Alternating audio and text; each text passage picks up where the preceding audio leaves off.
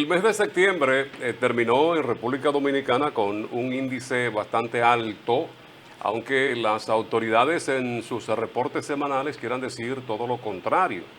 Pero la semana pasada, por ejemplo, aquí en Santiago, y lo destaca, lo resalta uno de los diarios dominicanos, Diario Libre, que septiembre terminó con muertes, atracos, asaltos, robos, que son los que unos conocen. Hay otros tantos que no. Pero estos hechos delictivos, estos hechos que llevan intranquilidad a toda la población, pues debe ser un tema importante para nuestras autoridades, porque los informes que dan es de que todo está bien y realmente no es así como señalan nuestras autoridades. Ahí están las estadísticas, ahí están los reportes que reseñan los medios de comunicación cada día. Y si usted va a la sede central de la policía, que tiene asiento en Santiago para la región, pues usted verá una gran cantidad, una presencia significativa de personas que van a hacer denuncias de diferentes tipos, de diferentes hechos que acontecen en toda esta zona, pero son hechos los cuales se quedan ahí y no pasan a ese informe semanal. En las teorías de la comunicación hay una teoría que es la teoría de la aguja hipodérmica, muy desacreditada, las esferas comunicativas, que dice que cuando usted hace una propaganda de algo, el que está sometido a ese estímulo, a la propaganda, a la información, al anuncio, al comercial de radio, televisión o lo que sea, ya como que asume eso. Eso no es así. El ser humano pasa por otra teoría que sostiene la comunicación de los filtros. Por más que el gobierno nos diga a nosotros, por más que nos diga que la delincuencia ha bajado en la República Dominicana, pero venga acá, eso yo tengo que pasarlo por el filtro de mi experiencia, de mi entorno, de lo que estamos viviendo nosotros en Santiago, que estamos aquí compartiendo con ustedes semana tras semana.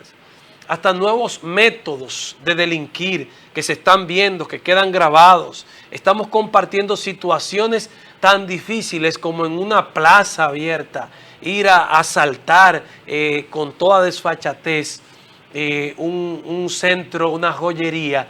Todo eso lo estamos viendo aquí para que vengan a querer ponernos el bobo diciéndonos que se ha reducido el tema de la delincuencia común y organizada en la República Dominicana. Vamos a publicidad, ya nuestra invitada está en estudio, con ella estaremos conversando en breve. Virginia Antares Rodríguez Grullón es la candidata a la presidencia de la República por Opción Democrática. Ya regresamos.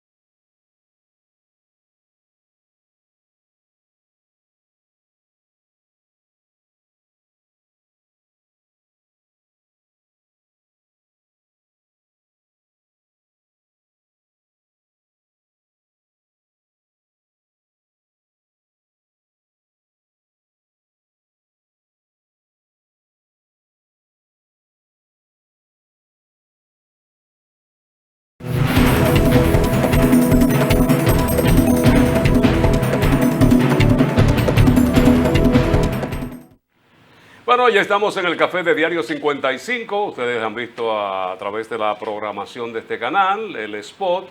Y ya antes de despedirnos de Diario 55, anunciábamos su presencia aquí en estudio. Nos satisface sobremanera poder conversar esta mañana con la candidata presidencial de Opción Democrática, Virginia Antares Rodríguez Grullón, que está con nosotros, a quien saludamos y damos los buenos días. Muy buenos días, muy contenta de estar aquí iniciando este día martes con ustedes y con todo el pueblo santiaguero que nos ve y nos acompaña. Es la candidata más joven que hay. Así es, a la presidencia. En este proceso, sí. a la presidencia de la República. Así es. ¿Usted todavía dice la edad? Claro, ¿no? Y además, más en esta contienda, 38 años. Estoy investigando si soy la más joven de esta contienda electoral o de toda la historia dominicana como candidata presidencial. Tengo que confirmarlo eso. Yo creo que antes de que abordemos temas que tengan que ver con la política per se de República Dominicana y sus aspiraciones, usted tuvo trabajo con relación a Haití, aunque no en el campo de la política. Usted estuvo en tema de investigación para un periódico dominicano. Sí, yo estudié comunicación social en la Madre y Maestra de Santo Domingo y trabajé en el Listín Diario, que es una escuela para muchos periodistas de este país y lo fue para mí. Y tuve la oportunidad de trabajar en un área muy particular que era un segmento que salía los domingos, se llamaba Lecturas de Domingo. Entonces el equipo que trabajamos ahí hacíamos periodismo de investigación y de temas, de reportaje, no estábamos asignados un área. Entonces ahí me tocó cubrir la realidad ambiental del país, social, cultural, económica, política, es decir, fue realmente una escuela en todo el sentido de la palabra y entendí mucho la realidad dominicana. Luego de ahí varios años después, tuve la oportunidad de hacer una maestría en Inglaterra en políticas de desarrollo y medio ambiente, que también fue una formación importante, y también parte de mi formación viene de los movimientos sociales, que también digo que son un espacio de aprendizaje, de cómo podemos unirnos como sociedad en torno a una causa. Esa es mi formación. He trabajado para organizaciones nacionales e internacionales de la sociedad civil, sobre todo en el área de comunicación y de gestión de proyectos. Y sí tuve la oportunidad de estar en Haití luego del terremoto de 2010. Yo estaba trabajando para una organización de bienestar animal y fuimos porque en ese tipo de situaciones hay riesgos de epidemia. Y en esta organización hicimos un operativo de vacunas a los animales, porque muchas personas allá eran en los entornos de Puerto Príncipe, tienen un cerdito, tienen perros, entonces los llevaban gallinas, los llevaban para operativos de prevención. Y fue, de nuevo, mucho aprendizaje. ¿Usted tiene raíces ibaeñas? Ay, sí, a mucha honra. Sí. Yo soy Rodríguez de Moca, descendiente bisnieta de Juan Rodríguez García, un gran hombre. De hecho, el municipio de La Vega, donde él tuvo su finca principal, se llama hoy municipio Juan Rodríguez García. Y nieta de su hijo mayor, José Horacio Rodríguez, mi abuelo, que vino en la expedición de Constanza Maimón y Estero Hondo de junio de 1959 y murió en esa expedición, en el desembarco. Y yo y mis hermanos crecimos con esas historias. Eso del lado paterno, pero del lado materno, soy Grullón de Montecristi, nieta del ingeniero Oscar Grullón de Montecristi, que también fue un luchador por la democracia dominicana, tuvo preso en la 40, sufrió tortura. Es decir, yo vengo de una familia que realmente ha dado su cuota de sangre, de sacrificio, de exilio, de lucha, con ese ideal de que podamos vivir en un país mejor. Un país que nos trate mejor, que nos cuide, que nos dé más garantías de derechos, de calidad de vida. Y eso es parte de la herencia que cargamos también en este proceso. ¿Eso te mueve hacia la política? Yo pienso que sí. No inmediatamente, porque estas sensibilidades en un principio yo las canalicé a través de los movimientos sociales. Yo vengo participando en grupos juveniles, de protestas, de manifestaciones desde inicio de la década de los 2000. De hecho, hace justo 20 años, porque en 2003, durante la crisis económica del gobierno de Hipólito, fue mi primera protesta aquí en un grupo juvenil que se llamaba Ya Está Bueno. Y eso hace justo 20 años, ahora que lo pienso, estamos en 2023. Y esas experiencias fueron articulándose con un proceso que vivió el país de un nuevo tipo de movilización, que fue creciendo, que fue aprendiendo, que fue armando redes. Y ahí está todo ese recorrido de lo que fue la lucha por salvar a los haitises contra la construcción de una cementera, lo que fue el movimiento por la educación, del que yo fui parte, el 4%. los movimientos por un sistema de impuestos más justo, justicia fiscal en 2012, cuando el paquetazo, las protestas contra la corrupción, iniciando con las cadenas humanas en 2015, cuando el suicidio de ese ingeniero destapó el escándalo de corrupción del dinero que habíamos logrado del 4%, cómo se estaba utilizando para todo un esquema de corrupción en torno a la construcción de escuelas en la Oficina de Ingenieros del Estado, la OISOE. Y finalmente Marcha Verde, que también fuimos parte activa, y hasta en la Plaza de la Bandera, donde estuvimos desde el día 1 que se suspendieron las elecciones. Es decir, yo y muchas de las personas que estamos en Opción Democrática somos personas que venimos participando desde los diferentes espacios. Mi paso a la política no fue inmediato porque yo soy parte de una generación que crecimos con una visión muy negativa de la política. En parte por la realidad de la mala política que ha vivido nuestro país tantos años y en parte también por una idea instalada que yo creo que ha sido una trampa para mantener a la gente buena fuera de la política. Y en algún momento entendí, hace aproximadamente 10 años, cuando se empezó a gestar Opción Democrática, decidí involucrarme, porque sí entendí que había que dar el paso hacia la política, que las movilizaciones, si bien son importantes y logran conquistas, no son suficientes si no hay una clase política que también responda a esas demandas y las implemente desde el Estado. Y el principal ejemplo es el 4%. Marchamos, logramos el 4%, pero eso no se tradujo en mayor calidad del sistema educativo, que era lo que buscábamos. ¿Por qué? Porque no había un compromiso. Esa clase política no compartía ese ideal, tenía otras prioridades. Entonces, ese tipo de experiencias me convencieron de que sí, de que había que dar el paso a la política. Y aquí estamos desde hace 10 años construyendo Opción Democrática y por fin ahora en 2024 estaremos en la boleta Tomando electoral. en consideración y en cuenta todo este trabajo que usted ha venido desarrollando, ¿por dónde podemos identificar a Virginia ideológicamente, políticamente hablando? Nosotros somos un partido progresista. ¿Qué significa eso? Que creemos en un Estado que garantice derechos. Derechos como la educación, como la salud, como las pensiones, que deben ser, no pueden ser dejados simplemente al mercado.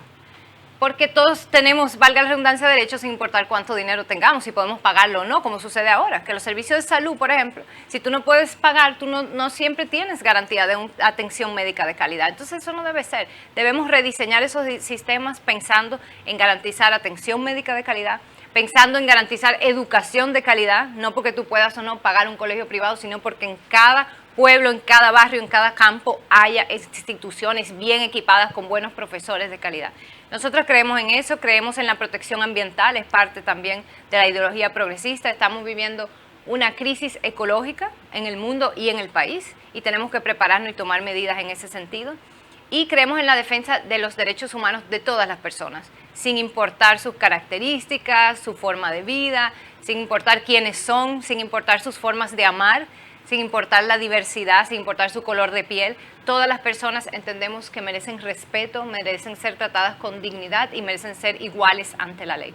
Ese es un poco el resumen. Y también creemos en el sector privado, que tiene un rol importantísimo que jugar, pero un sector privado sano, donde haya equidad, no la desigualdad y los privilegios que existen ahora mismo. Y ahí el rol también tiene el Estado también tiene un rol que hacer, garantizando esa competencia equitativa en el sector privado y apoyando el sector emprendedor, creando un sistema impositivo regulatorio que apoye a los emprendimientos que van a crear prosperidad y regulándolo hacia ese bien común que es lo que buscamos al final, una sociedad donde podamos vivir mejor, donde podamos ser más felices. ¿Una izquierda moderada? Pudiéramos decir que somos un centro izquierda. Fíjense que en República Dominicana, desde el gobierno de Juan Bosch, que era un centro izquierda, aunque se le acusaba de izquierda radical, no hemos tenido gobiernos de izquierdas. Los partidos que nos han gobernado, si bien en sus papeles y en sus discursos se asumían de izquierda, han gobernado con políticas de derecha, conservadoras y neoliberales, que lamentablemente no le han dado respuesta a esa deuda social por la cual el pueblo dominicano viene luchando, por lo menos desde el fin de la dictadura. Y cuidado, todas esas demandas de que yo estoy mencionando, sistemas de educación de calidad, de salud, salarios dignos, salarios que permitan a todas las familias trabajadoras vivir bien, no tener el estrés económico. Por ejemplo, aquí se habla mucho de la descomposición familiar, que es cierto, es una realidad. Pero ¿cuál es el origen de esa descomposición? Gran parte tiene que ver con el estrés económico, familias que no tienen suficiente para darle de comer a sus hijos y caen en cosas horrendas como vender a las niñas, por ejemplo, el matrimonio infantil, que ha sido una lucha que ha llevado nuestro diputado en el Congreso. Pero también el estrés económico es uno de los principales factores de divorcio y de separación. Y es uno de los principales factores de que los padres no puedan estar más tiempo en casa con sus familias. Entonces, los ingresos, los niveles salariales, tienen que ser también una prioridad. No han sido, porque la prioridad de los partidos que nos han gobernado los últimos 20, 30 años ha sido simplemente garantizar, quedarse en el poder y administrar el estado actual de las cosas, cambiando lo mínimo para que nada cambie. ¿Cómo se puede interpretar el hecho ese que señalas, de que los partidos de izquierda no han logrado hacer gobierno en los últimos 60, 70 años en la República Dominicana? Sí, han hecho gobiernos de derecha. O sea, han hecho gobiernos que, como digo, han mantenido la desigualdad, han mantenido un sistema de impuestos que privilegia a quienes más tienen, a ciertos grupos, y sobrecarga a la clase media, a la clase trabajadora, un sistema injusto que aumenta la desigualdad, ha mantenido un bajo nivel de inversión social. En América Latina, el promedio de inversión social cuando empujamos el movimiento 4%, era un 16% del Producto Interno Bruto, el promedio en América Latina, 16% del PIB. Aquí en República Dominicana era un 8%, o sea, la mitad, pero con los indicadores de crecimiento económico más altos. Lo que te quiere decir que aquí hay posibilidades de aumentar la inversión social. Y es importante decir que la inversión social es la principal herramienta que tiene el Estado para mejorar la calidad de vida de las personas, porque eso incluye no solo educación y salud, que ya lo hemos mencionado, sino también cultura, deportes, agua potable, vivienda, todos esos elementos que literalmente mejoran la calidad de vida de las poblaciones, sobre todo poblaciones que no pueden acceder a esos beneficios en un mercado privado que se va a regular por el lucro. Entonces tenemos que rescatar ese rol del Estado. Nosotros hablamos en Opción Democrática que el reto que tiene nuestro país es construir un Estado que funcione para garantizar servicios públicos de calidad a la sociedad. Vamos a brindarle café a Virginia Antares, Café Santo Domingo, lo mejor de lo nuestro. Muchas gracias. Gracias a Xiomara por darnos a disfrutar de este café. El Café Santo Domingo, 3 presentaciones, Suardí, Perla Roja y Gran Sierra, cultivado desde Rancho Arriba, Cordillera Central y Barahona. Café Santo Domingo. ¿Se puede lograr un partido político de espalda a todos estos sectores poderosos, económicos, que son los que manejan y controlan, y ustedes que buscan el bienestar de la población, y de lograrlo sería afectando muchos intereses, Virginia? Frank, nosotros tenemos un lema en esta campaña, que es: el poder es de la gente. Y creemos en eso. Tenemos mucho... A ver, las cosas no son blanco y negro. Si bien a esta democracia le falta mucho para poder llamarse una real democracia, para garantizar esas libertades y esas garantías, también es cierto que hemos avanzado. De hecho, yo siempre digo que esos partidos que nos han gobernado jugaron un rol importante en este proceso de transición democrática. El viejo PRD, lo que fue el PLD en su inicio, llevaron luchas importantes para tener el margen de espacio político que tenemos hoy.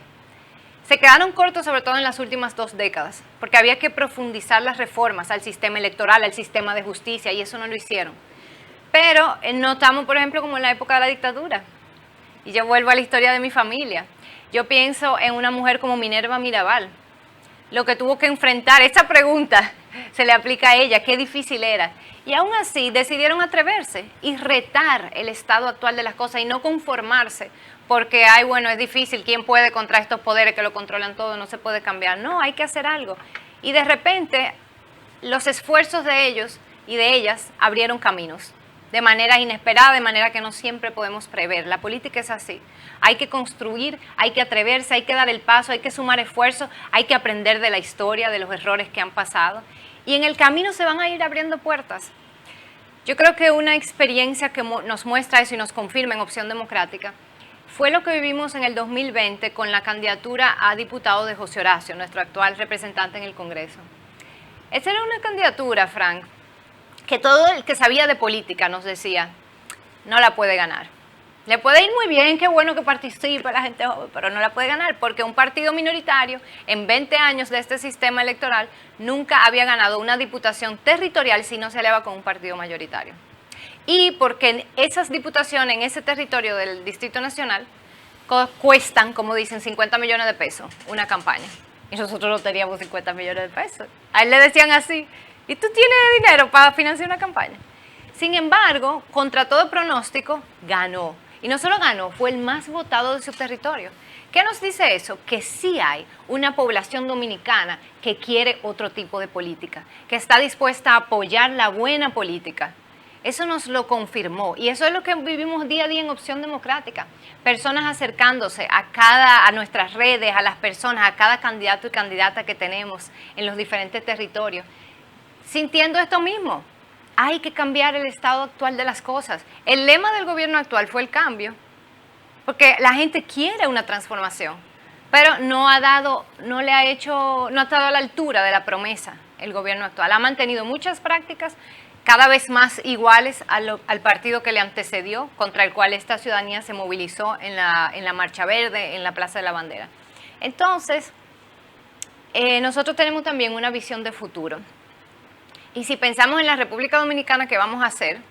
No en 2024 ni 2025, en 2030, en 2040, en 15, 20, 30 años. ¿Quiénes nos van a estar gobernando?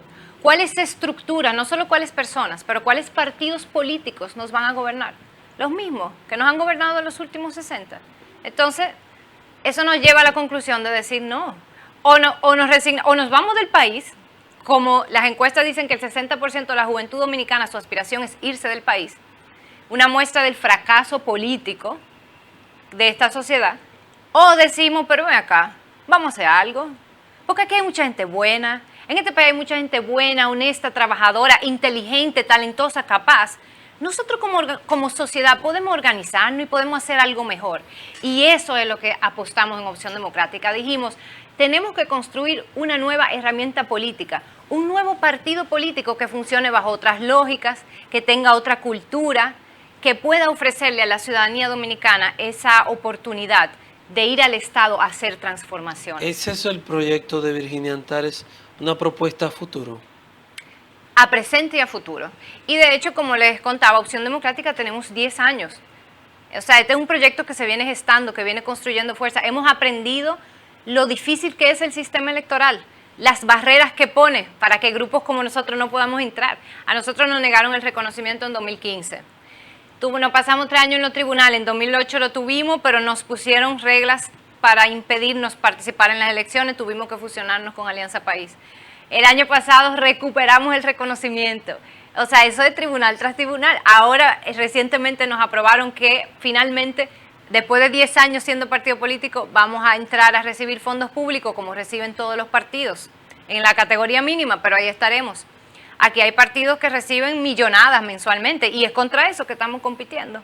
Un partido que en 10 años no ha recibido un peso de financiamiento público contra partidos que cada mes reciben millones, decenas de millones de pesos.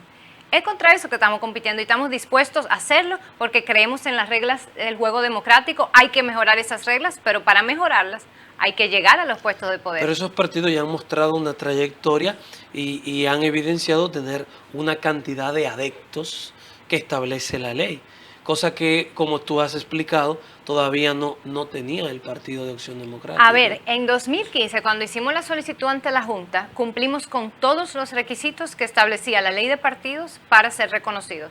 Recolectamos unas 100.000 firmas, que en ese momento era lo que se necesitaba. Establecimos directivas en cada provincia del país, locales en cada provincia, bajo el liderazgo de Minú Tavares Mirabal, presidenta de este partido, que ha sido un referente de política honesta y capaz en este país y que ha sido también una de las pocas políticas o pocos políticos en República Dominicana que ha sabido fomentar relevo. Y yo creo que esta candidatura es una muestra de eso. Mucha gente se sorprendió porque en otros partidos quien lleva el liderazgo, todo el partido en torno a esa persona por siempre. En Opción Democrática apostamos a fomentar liderazgos y tenemos mucha gente joven en diferentes espacios. Tenemos la dirección política llena de mujeres, de gente joven, de gente que está haciendo política por primera vez, de gente que hizo política en otra época, se desencantó por muchos años y ahora ha vuelto a encontrar una esperanza. Es decir, este es un proyecto que viene a cambiar la política. Y para concluir la respuesta sobre esa experiencia de 2015, decir que los técnicos de la Junta que evalúan si los partidos cumplen con los requisitos, de manera informal, porque uno siempre conoce gente y tiene contacto, nos llegó la información que estaban impresionados con el nivel de cumplimiento que habíamos logrado en comparación con otros grupos que solicitaban reconocimiento. Sin embargo, la Junta Central Electoral de ese entonces nos negó el reconocimiento. Fue una decisión política, a pesar de que cumplíamos 6. Y luego los tribunales lo dijeron. Los tribunales dijeron, miren, se les violó el derecho a participar en la política, que es un derecho fundamental de la democracia. La democracia lo que nos dice es que todas las personas tenemos igual derecho a decir, yo voy a participar, yo quiero ser servidor público y presentarse ante la ciudadanía y que la ciudadanía lo elija. Pero ese derecho se nos violó en ese entonces. Por eso para nosotros es tan significativo que casi 10 años después vamos a estar en la boleta electoral. Ahí saldrá Opción Democrática y podrán marcar la cara de Virginia Antares como presidenta, pero también la cara de muchos candidatos y candidatas que me gustaría mencionarlos de aquí de Santiago. Bueno, pero de eso y otros temas vamos a conversar después del corte. Ustedes manténganse ahí porque vamos a socializar de estos y muchos otros temas de interés nacional con ella. Es candidata presidencial por Opción Democrática aquí en la República Dominicana. Este es El Café de Diario 55.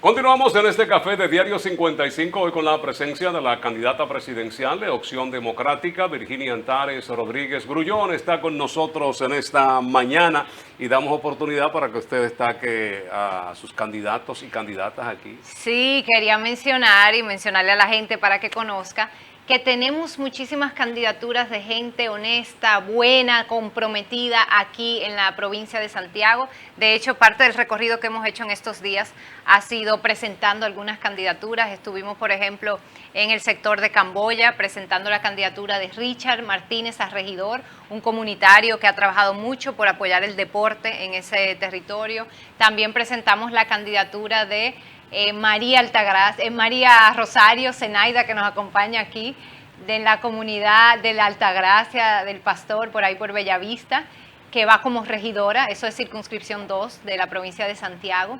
Tenemos regidoras jóvenes de 20 años, como Amelia Santana, Roserick Mercedes, también veinteañeras, que están teniendo la oportunidad de esa vocación social, canalizarla a través de la política, porque han encontrado un espacio donde son bienvenidas, donde se identifican, que fue el ejemplo de lo que yo no tuve.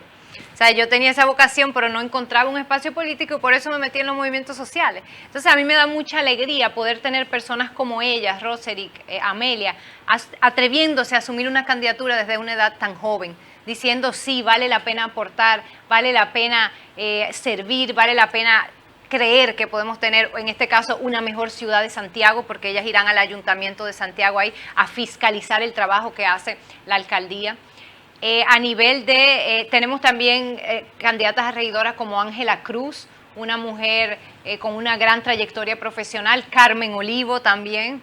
¿Quién se me queda, regidora? Y Alexander Alexander Hermoso, claro que sí. Sí. Nuestro regidor estrella en la circunscripción 3 de Santiago, Alexander Hermoso. Y a nivel de diputados tenemos también varias candidaturas buenas. Horacio López, un hombre brillante con una capacidad de análisis impresionante y además con un compromiso ético y unos valores, una resiedumbre moral, como diría mi papá. Horacio López va como candidato a diputado en la circunscripción 1 de Santiago, y en la circunscripción 3 tenemos a Alexandra Suet, una joven abogada que tenía un buen trabajo, estaba establecida en Nueva York y dijo, no, yo quiero aportar a mi país, y vino aquí de vuelta a su ciudad natal de Santiago a llevar una candidatura a diputada. Y también tenemos en ese territorio al joven Christopher Vargas, otro joven también brillante, inquieto.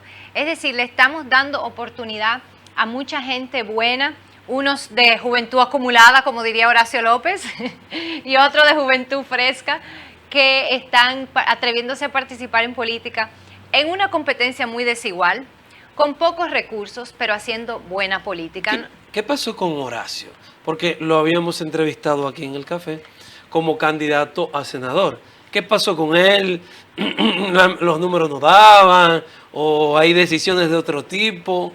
No, nada que ver. La candidatura... Porque de senador a diputado hay una diferencia sustancial en la propuesta. La candidatura de Horacio ha despertado mucho apoyo, él está trabajando muy duro. Nosotros hacemos buena política, que no se trata de poner muchas vallas que cuestan dineros, abrumar a la gente con propaganda, hacer bullas, repartir prebendas, no. Se trata de dialogar con la gente. Él ha hecho, por ejemplo, conferencias, estamos haciendo encuentros en hogares, estamos haciendo recorridos territoriales.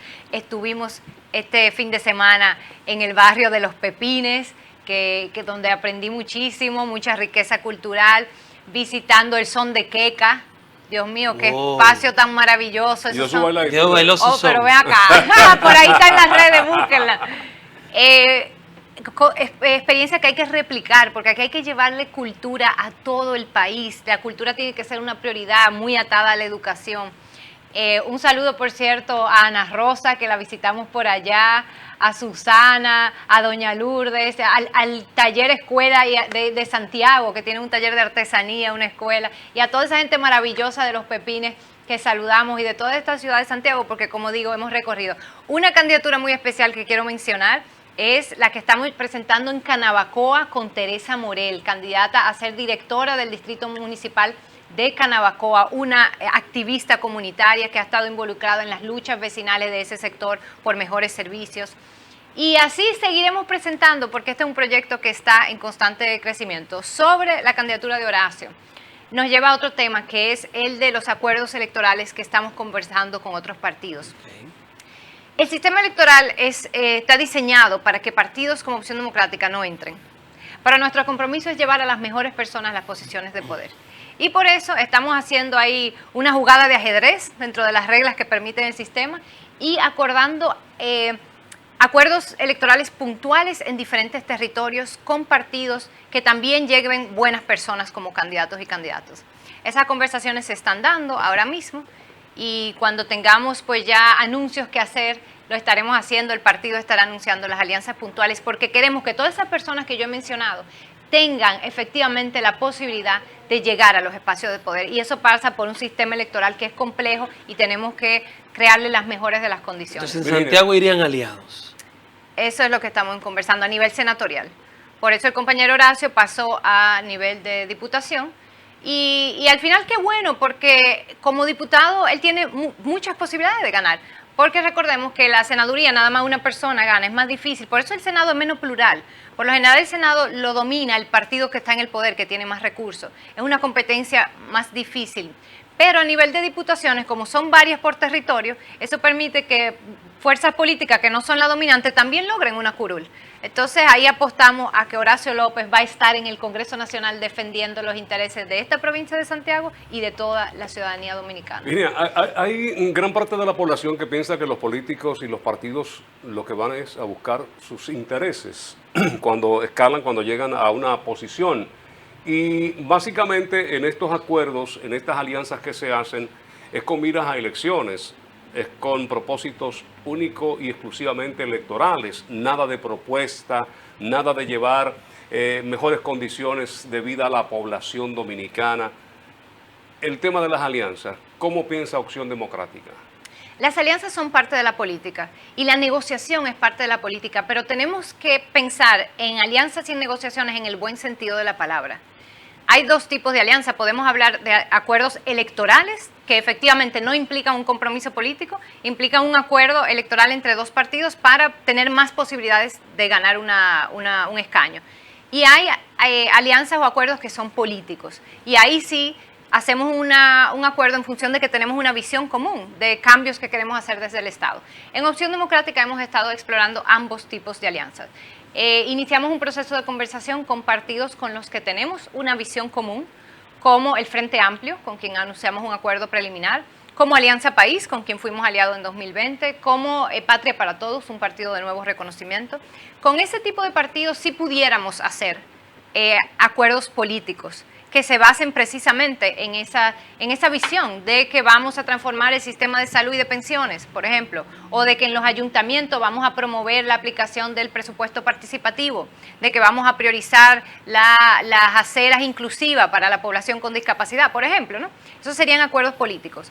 Con otros partidos estamos en conversaciones y ahí veremos, pero en algunos casos podrían ser acuerdos solo electorales, que es un beneficio mutuo porque nos ayuda a ambos a participar del sistema electoral, pero cada partido mantiene su independencia de pensamiento. ¿Ustedes harían alianzas electorales con cualquier partido que les sume a nivel electoral a ustedes? Siempre y cuando sean candidatos que podemos apoyar, personas que tengan un perfil decente, si se quiere. ¿A quiénes ustedes no apoyarían? Bueno, por ejemplo, es difícil decir nombre, pero a una persona que esté acusada de corrupción, nosotros no podemos apoyarnos. A una persona que esté involucrada en violación a menores, como el candidato que ha presentado, o sea, uno de los candidatos que se han presentado a la alcaldía de Santo Domingo Este, jamás podemos nosotros apoyarlo. No importa lo que le convenga, no. O sea, hay líneas que nosotros no cruzamos. O sea, que la fuerza del pueblo que se olvide de esa alianza con ustedes. Por lo menos en ese territorio. Ya. Porque quizá en otro territorio están presentando candidatos buenos y de nivel, y ahí, pues bueno, quizá pudiéramos conversar. Pero en lugares donde hay candidatos que nosotros no podemos apoyar, lo siento, o sea, nosotros tenemos una línea. Personas que han estado involucradas en escándalos de corrupción. El senador de San Juan de la Maguana, por ejemplo. Félix Bautista, olvídense de eso. Ustedes no van a ver a Acción Democrática apoyando Dicen eso. que no lo han condenado, que... Bueno. ¿Qué significa ese bueno? Dejemos que la ciudadanía juzgue. ¿Cómo se interpreta eso? Por eso no habían sustituido al diputado de Santiago, porque no había sido condenado, pero ya él presentó su renuncia. O por ejemplo, personas que han estado ligadas al narcotráfico. Ese es un problema gravísimo en la política dominicana y ocurre porque estos partidos que nos han gobernado en los últimos 20 años se han negado a regular el dinero en la política. En la mayoría de los países está regulado quién puede donar y quién no a la política y luego qué tú puedes hacer con ese dinero y cuánto dinero tú puedes gastar, porque el financiamiento te compromete la política. Esos son personas que van a estar en el Congreso representando al pueblo dominicano, que fueron financiados con narcotráfico. No, están representando sectores muy específicos, además en este caso de un sector ilegal. Entonces, eso hay que regularlo y los partidos políticos que no han gobernado no han querido. El compromiso de Opción Democrática es tener un bloque legislativo en el Congreso a partir de 2024 que acompañe a nuestro actual diputado José Horacio para impulsar ese tipo de reformas, entre ellos la reforma a la ley electoral y ley de partidos, para que aquí haya topes de campañas, haya plazos, no puede ser como estamos ahora, que a casi un año de las elecciones presidenciales las ciudades están llenas de vallas.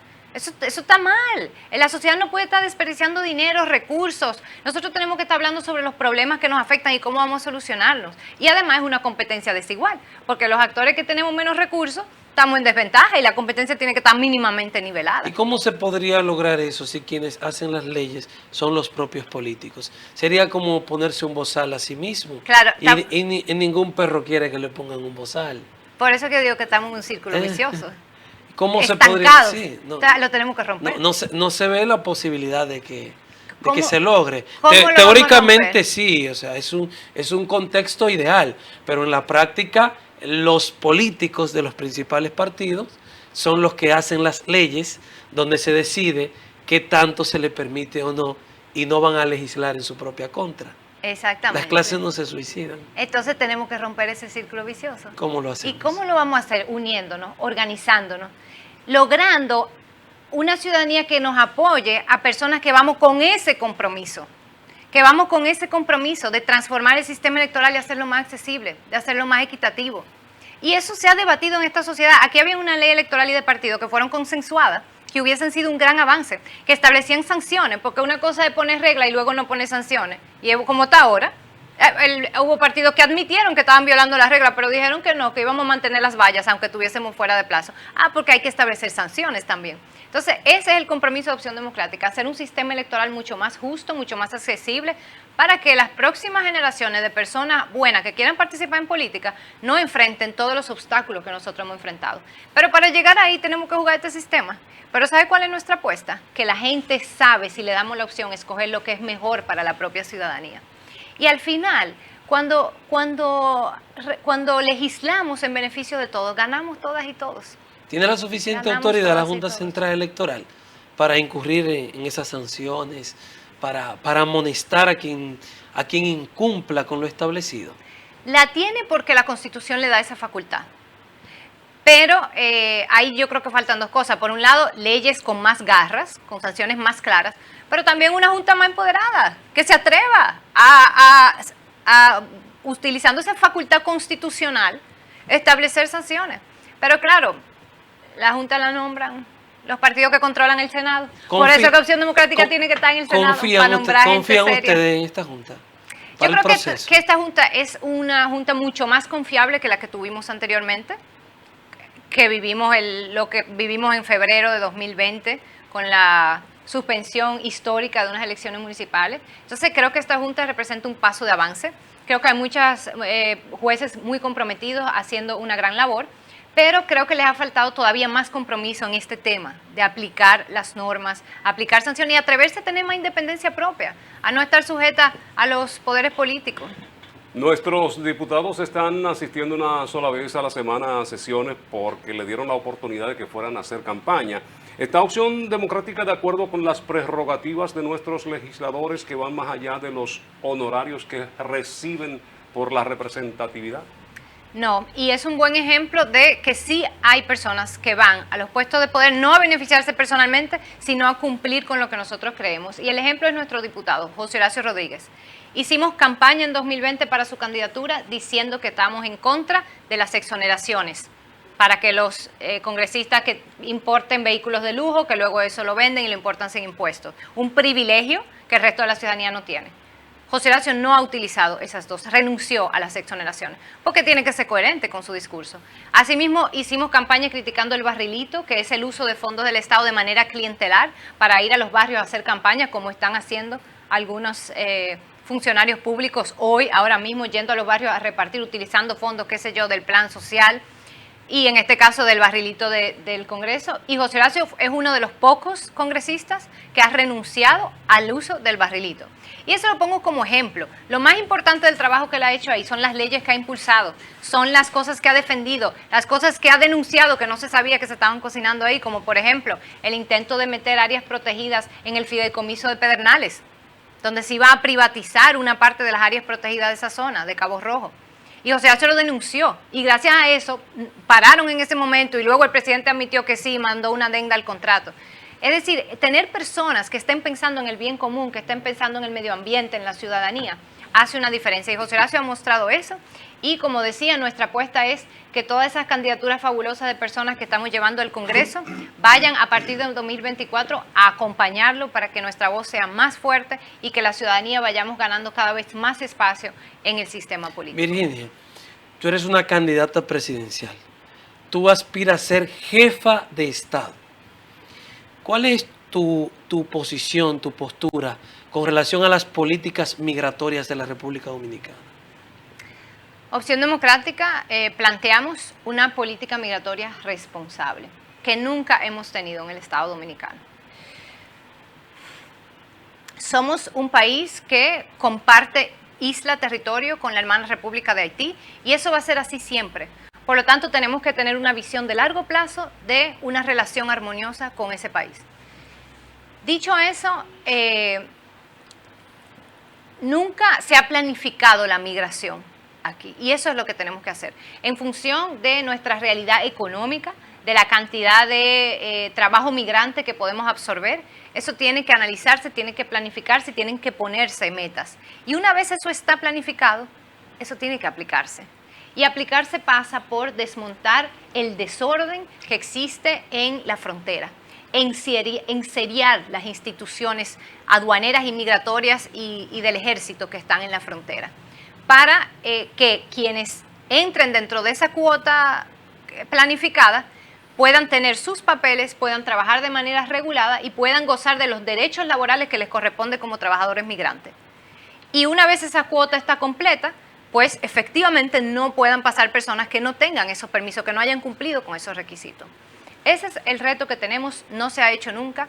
Lo que se ha hecho es mantener esas mafias, porque hay grupos que se lucran de eso, grupos diplomáticos, grupos militares, y por otro lado, utilizar el tema de manera politiquera, haciendo deportaciones, abusos y sometiendo a esa población migrante a una situación de zozobra, sometiendo a la clase empresarial que depende de esa población migrante también a una situación de inestabilidad, de tener que estar yendo a los lugares a buscar sus trabajadores.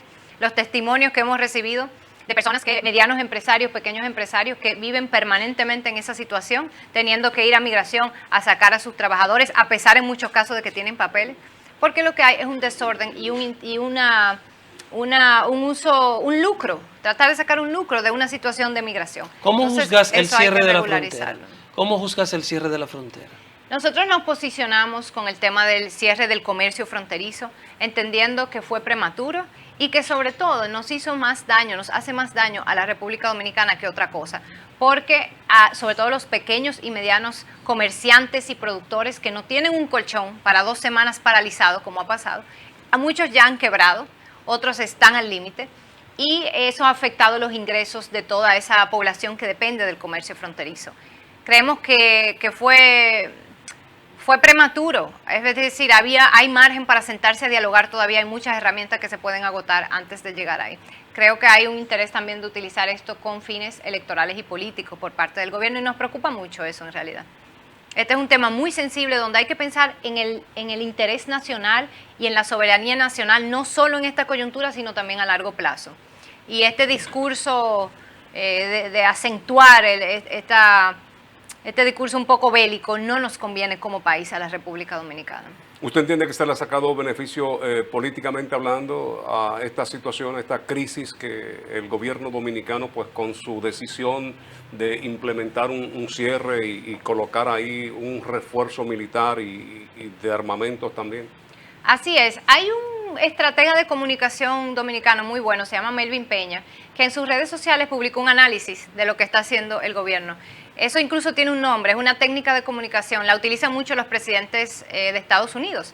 Cada vez que su popularidad está muy baja, declaran una guerra. Entonces, cuando tú declaras un conflicto bélico, eso te genera una dinámica de que ellos han intentado posicionar. Hay que cerrar filas en torno al gobierno porque ya esto se trata de la patria y del interés nacional. Y te sube la popularidad en ese momento porque hay un sentido de nacionalismo y de cohesión y de defender nuestra patria. Pero es creado para generar esa simpatía y luego eso va decayendo. Y él incluso presenta las gráficas de cómo funciona esa dinámica. Y esa es tal cual la estrategia que está haciendo el gobierno actual, probablemente asesorado por sus expertos de comunicación y de apoyo electoral y no por sus expertos en diplomacia y en relaciones internacionales. Pero esta aseveración importante. O sea, lo que se está diciendo es que el cierre de la frontera es una estrategia política para favorecer electoralmente al presidente de la República. Esa es una lectura. Creo que hay muchos factores, pero me parece que esa es una de las lecturas válidas. Pero es una posibilidad. Claro, es una posibilidad. ¿O es una estamos asegurando? ¿Es una afirmación? A ver, uno no puede asegurar las intenciones detrás de las decisiones del gobierno. Una puede interpretar lo que está pasando. Es una interpretación que han hecho muchos analistas, como este que mencionó Melvin Peña, que lo explica muy bien. Y no solo el cierre de comercio fronterizo. Yo menciono el cierre de comercio fronterizo porque es lo que más nos afecta a la propia producción dominicana. Pero incluso el despliegue de fuerza militar en la frontera, innecesaria. ¿Por qué? Porque agudiza los ánimos, genera una atmósfera de confrontación y nosotros no necesitamos eso. Nosotros necesitamos generar una atmósfera de respeto, de diálogo, de seriedad. Fíjense lo que eso provocó en Haití. Provocó la unión de muchas fuerzas en Haití que no estaban a favor de ese canal y ahora están todos defendiendo su canal. ¿Qué ganamos nosotros con eso, como República Dominicana? Sí, porque esto ha presentado 3 escenarios. Ese que usted señala, el problema de los productores, los comerciantes en la frontera, pero beneficios para el gobierno en cuanto a posicionamiento se refiere, y esto lo hemos visto en las más recientes encuestas. Ya terminamos, Virginia. Bueno, pero antes de terminar, yo quisiera entonces cerrar invitando a toda la gente que nos escucha a que nos busquen Opción Democrática y Virginia Antares en las redes sociales, Instagram, Facebook, Twitter, TikTok, y a que busquen a todas esas candidatas y candidatos que he mencionado, que están aquí en esta ciudad corazón de Santiago haciendo un gran trabajo, impulsando este nuevo proyecto político con el que buscamos transformar la política dominicana y a través de ello transformar a la República Dominicana para que podamos vivir en un mejor país. Gracias a ti, Virginia, por acompañarnos en esta mañana. Virginia Antares Rodríguez Grullón es la candidata presidencial de Opción Democrática. Ha estado conversando con nosotros en el Café de Diario 55. A ustedes las gracias por acompañarnos. Mañana, después de la misa, a las 7 nos juntamos una vez más con todos ustedes. En nombre de Lenis Tejada Betancourt, Adalberto de León en la producción general, Frank Rodríguez y el equipo que conforman las mañanas del 55, agradecemos su sintonía. Nos juntamos mañana. Feliz resto del día.